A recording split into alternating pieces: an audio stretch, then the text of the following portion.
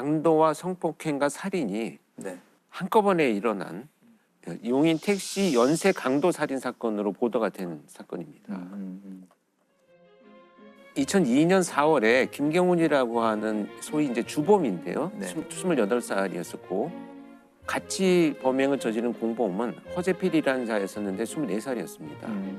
이 김경훈과 허재필이라는 이 두 범죄자들은 용인에 있는 한 골프장 식당에서 일을 하면서 둘이 이제 알게 됐어요. 근데 이제 김경훈이라는 자는 나름대로 어떤 뭐 이 교육자 집안이라고는 합니다. 그래서 뭐 그렇게 어렵게 살지는 않았는데 특수 강도 범죄로 체포가 되어가지고 구속이 됩니다. 4년 실형을 받고 나오거든요. 아마 굉장히 중범죄였던 것 같아요.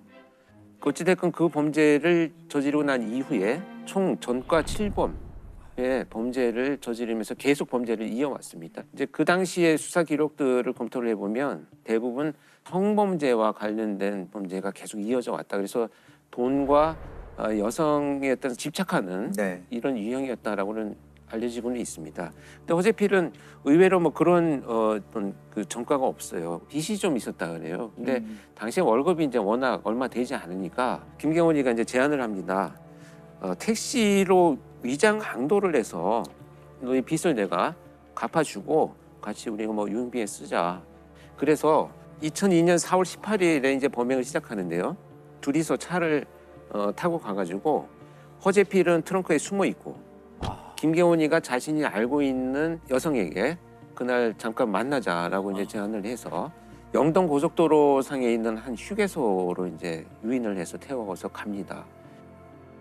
그리고 그 휴게소에 도착을 한 다음에 트렁크에 숨어 있던 허재필이가 나와서 김경훈과 합세를 해서 이 여성한테 금품을 강취를 합니다. 그래서 카드를 강취한 이후에 이 여성을 살해합니다.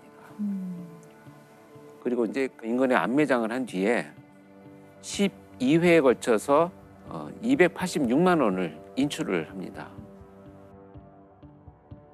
그래서 이제 이 살인을 한 이후에 자신감을 가지죠. 이 범죄자 둘은 이제 우리가 뭔가 해낼 수 있다. 두 번째 사건은 며칠 지난 다음에 두 사람은 주차된 택시에 택시 번호판을 일단 훔칩니다. 그리고 그 위에 있는 캡을, 택시 캡 있잖아요. 네. 그것까지 훔쳐와가지고 네. 자기 차에 장착을 해요. 그러니까 번호판하고 그 캡을 캡만 훔쳐서 자기 차에, 그러니까 자기 일반 승용차에 택시로 위장을 한 거죠. 그렇게 이제 택시를 하나 만들어가지고 용인 일대를 돌아다니기 시작을 합니다. 그리고 그날 밤에 오후 11시경에 수원의 한 도로에서 택시를 기다리던 여성을 이제 차에 자연스럽게 태워가지고요. 현금 2만 원을 강취를 하고요. 신용카드를 빼앗습니다. 그리고 노끈으로 목을 졸라서 살해하고 트렁크에 유기를 하죠. 불과 다음 날 이제 막 하루하루 계속 범죄가 이어집니다. 그래서 밤만 되면 택시를 기다리는 여성을 태워가지고 같은 방식으로 범행을 하고 살해를 합니다. 결국은 이거 카드로는 어차피 많은 돈을 뽑을 수는 없잖아요. 그러니까 그렇습니다. 그 몇백만 원 때문에 계속 그렇죠. 사람을 죽이고 있다는 건데 때로는 몇십만 원, 뭐 몇백만 원 그게 정말 정도. 이해가 안 되는 것 같아요. 근데 이게 되게 중요한 부분이에요. 범행이 탄로날 것 같아서 살인을 저질렀다라고 하는 것이 이 범죄자들의 특징으로 지금 보시면 될 것 같고요. 그리고 나서야 이 범죄자들이 자신들의 범행에 대한 이제 수사망이 좁혀지기 시작을 하니까 갑자기 이제 그 다음날 패턴을 바꿉니다. 이 번호판과 캡을 떼어내고 세 명의 여성이 같이 서 있는 곳에 가서 같이 놀러 가자, 드라이브를 하자 이렇게 이제 유인을 합니다. 유인을 해서 자기 차에 태운 다음에 2명을 성폭행을 하고 또다시 같은 방법으로 노끈으로 피해자들을 살해합니다. 그러다가 이제 체포된 과정을 보면요, 계속 범죄가 이제 성공을 하니까 용인의 한 회사 주차장에서 이제 번호판을 훔치려고 하다가 경비원한테 발각이 됩니다. 그래서 이제 경찰에 신고가 되어가지고 절도 범죄로 경찰이 출동을 해서 두 사람 체포를 하는 과정에서 김경훈이 경찰에 도착하기 전에 이제 도망을 가게 됩니다. 도주 하루 만에 경찰은 이제 김경훈의 은신처를 찾습니다. 그래서 이제 방을 급습을 했는데 급습하는 순간에 이미 김경훈은 자신의 목을 찌르고 피를 흘리고 있던 상태로 발견이 됐죠. 그래서 이제 경찰이 병원으로 후송을 했지만 결국 사망을 하게 됩니다. 되죠. 경찰은 이내 동생을 앞세워 용의자 김 씨가 은신 중인 포항의 한 가정집을 덮칩니다.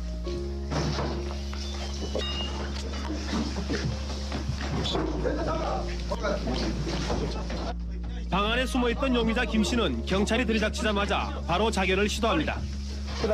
용의자 김 씨는 병원으로 옮겨졌으나 오늘 오후 6시쯤 끝내 숨졌습니다. 그래서 그 사실은 체포될 당시에 경찰이 정말 놀랬다 그래요. 저는 이제 투입되지는 않았었는데 차에 그냥 시신들이 이렇게 포개돼 있었죠. 뒷좌석하고 뒷좌석에. 뒷좌석과 트렁크에 트렁크에. 그냥 뭐 이렇게 그냥 마치 짐짝처럼. 그거 어떻게 싣고 다니지? 그러니까. 그래서 시신을 싣고 다닌 차량으로 굉장히 유명했던 이런 사건입니다. 결국 이 두 사람은 단 11일 동안 여성 6명을 살해하고 그들이 뺏은 돈은 단 520여만 원에 불과했다고 합니다. 연쇄 살인범 허재필은 경찰에서 쓴 자술서에 잡히지 않았다면 계속 사람을 죽였을 것이라고 썼습니다. 허재필은 이 자술서를 쓰면서 끝내 회한의 눈물을 흘리며 용서를 빌었지만 용서받기엔 그의 범죄가 너무 중하고 큽니다.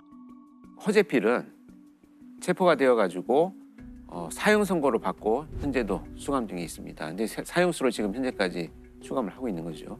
아니, 살인전과가 없었던 두 범인이 어떻게 첫 범행부터 이렇게 다양한 살인의 강도에 의아하거든요. 그렇죠. 저도 이 질문 되게 많이 받거든요.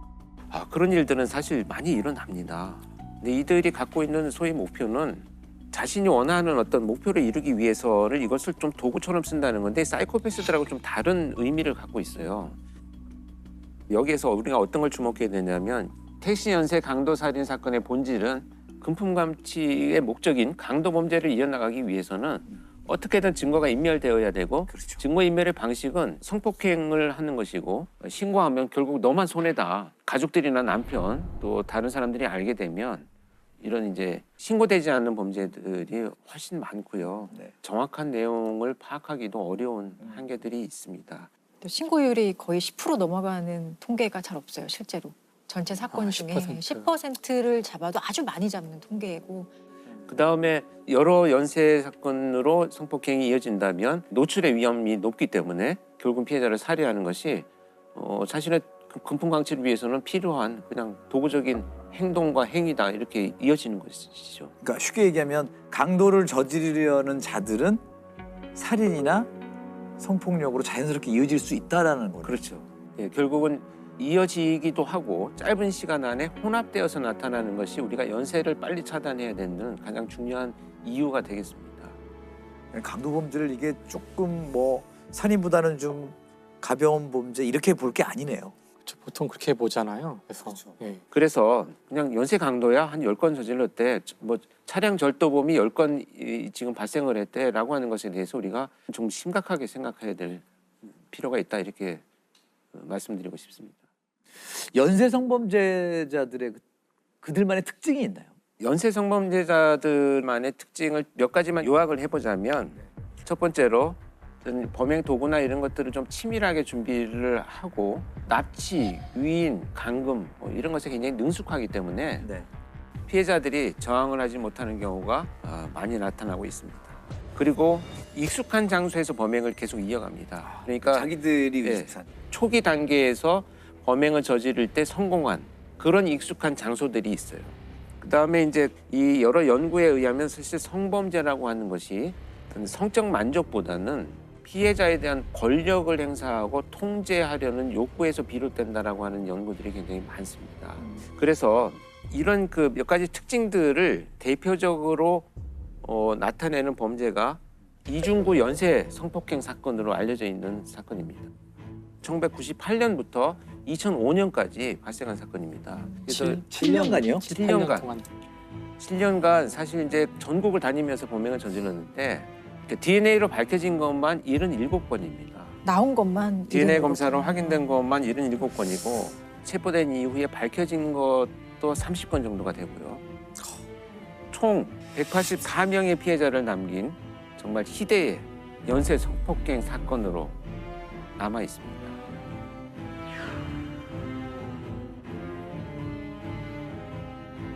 이 이중구는 택시 기사였었어요. 그런데 범행이 처음 발생한 발단이 뭐였었냐면 어떤 여성이 밤늦게 자기 차를 탔는데 돌아왔다라는 이유로 차량 내에다가 택시비를 던져주고 갔다는 거예요. 이건 뭐 본인이 주장하는 겁니다. 그러다 보니까 이제 화가 나서 그 여성이 들어가는 집을 기다리고 있다가 나중에 침입을 했어요. 침입을 했더니 그 여성이 혼자 있어서 자기가 성폭행을 저질렀다라고 이렇게 주장을 합니다. 그 이후로 이제 지역을 옮겨가면서 엄청난 연쇄 성범죄를 저지르기 시작을 합니다.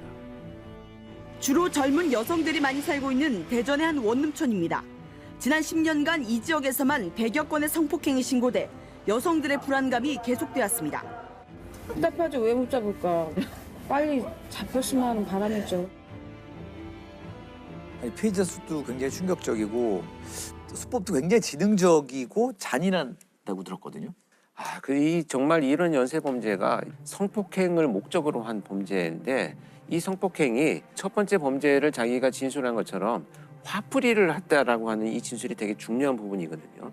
그러니까 성폭행을 통해서 피해자가 정말 회복될 수 없는 끔찍한 일을 당하고 있는 이런 어떤 고통스러운 모습, 여기에서 아마 굉장히 큰 자극이 된 것으로 판단이 됩니다.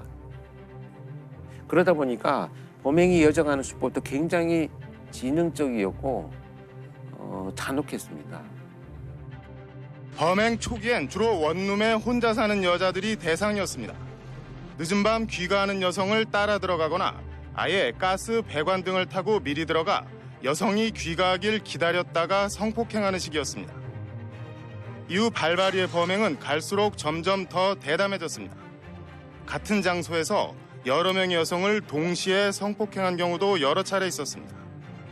심지어 한 번 성폭행한 여성을 다시 찾아가 또 성폭행한 경우도 있었습니다. 7년 동안 그 수많은 피해자들 중에 몇몇은 경찰에 신고했을 것 같은데 그런 건 없었나요? 경찰에 신고를 당연히 했죠. 신고를 해서 경찰이 수사를 했는데 이 당시에 저도 사실 그 현직에 제가 있었을 때인데 네. 계속되는 범행이 이어지니 지방에 있는데 이런 범죄의 패턴에 대해서 이제 분석 의뢰를 받았었는데 그 당시에 몇 건의 신고된 피해자들은 전부 성폭행이 일어나고 난 이후에 몇 시간 동안을 씻게 만들었어요. 그래서 현장에서 증거물 확보가 뭐 불가능했었죠.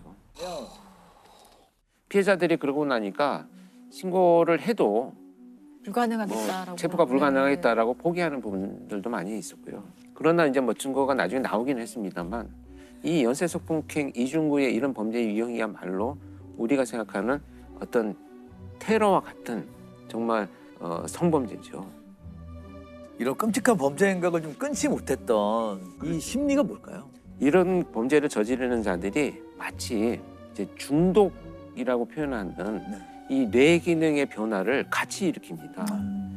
그러니까 예를 들면 내가 사람들한테 늘 모멸과 멸시를 받아왔다라고 생각하는 이런 왜곡된 주관적인 어떤 감정, 이런 것들을 이제 누군가를 지배함으로 해서 회복한다라고 하는 이런 그 감정으로 연결됐을 가능성이 굉장히 높다고 보고요.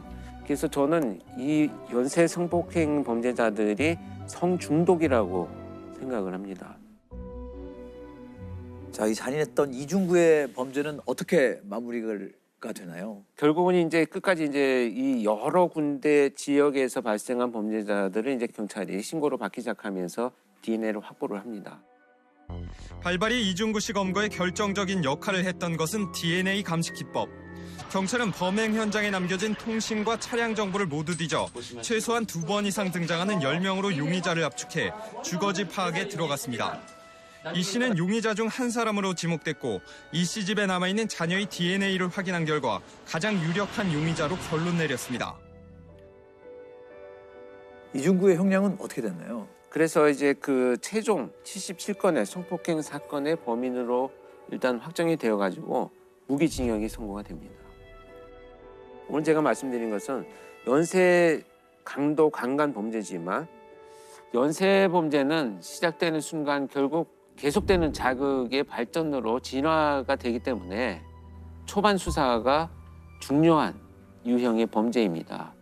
그래서 연쇄 강력 범죄에 대한 연구가 지속돼야 되고요.